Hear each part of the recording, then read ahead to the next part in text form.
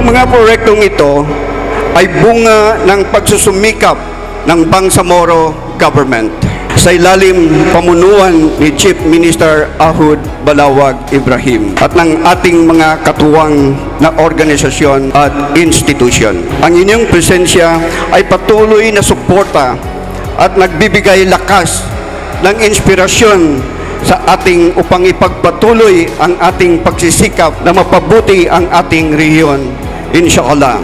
Kung paano ako nakarating dito sa napaka-importanteng programa, itong ginawa ni MP Sema na serbisyo sa mga komunidad para magbenepisyo ang ating mga tao na nandito ngayon ay isang ehemplo dito sa nabanggit ng ating mahal na presidente. Nakita naman po natin yung mga accomplishment report sa mga pictures na iniligay kanina doon. Sa tingin ko naman ay lahat totoo. Dahil masaya yung mga nasa picture, masaya yung mga nandito. Ibig sabihin, masaya sila sa nangyayari. Let us all work together to bring good, accountable, and transparent moral governance to the region and consequently usher a just and lasting peace in the Bangsamoro and the entire country. Nais kong ipaabot ang aking taus-pusong pagbati at pagkilala sa matagumpay na pagkumpleto sa 6 na malalaking proyektong pang-infrastruktura ng pamahalaang BARM na pinangasiwaan ng ating masipag at mahusay na kinatawan, MP Romeo Sema. Ang bawat gusali, tulay, daan, paaralan at iba pang proyekto ay patunay ng ating layunin na magtayo ng matibay na pundasyon para sa ating susunod na henerasyon. Sa likod ng mga tagumpay na ito, hindi matatawaran ang dedikasyon ng buong opisina ni MP Sema.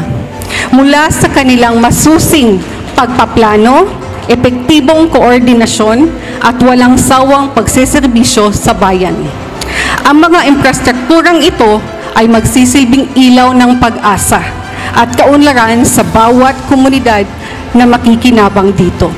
Para sa atin, ito ay magiging bukas sa susunod na magiging witness tayo sa mga proyekto pa na gagawin ng aming butiing MP Romeo Sema. Ang matagumpay na pagkumpleto ng bawat proyekto ng may usay, dedikasyon at malasakit ay patunay ng ating panata na pangalagaan ang kaligtasan, kaunlaran at kapakanan ng bawat mamamayan sa ating pinaglilingkuran. On the MP called me up. Sabi ko, no place to refuse. Kailangan mag-attend ako. In any development, we need a pro-development leader.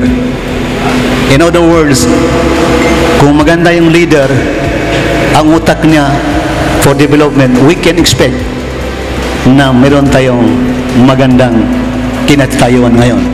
And I'm referring to MP Sema. And of course, the Sema family in general. Kung walang leader na pro-development ang utak, anong mangyari? Watak-watak.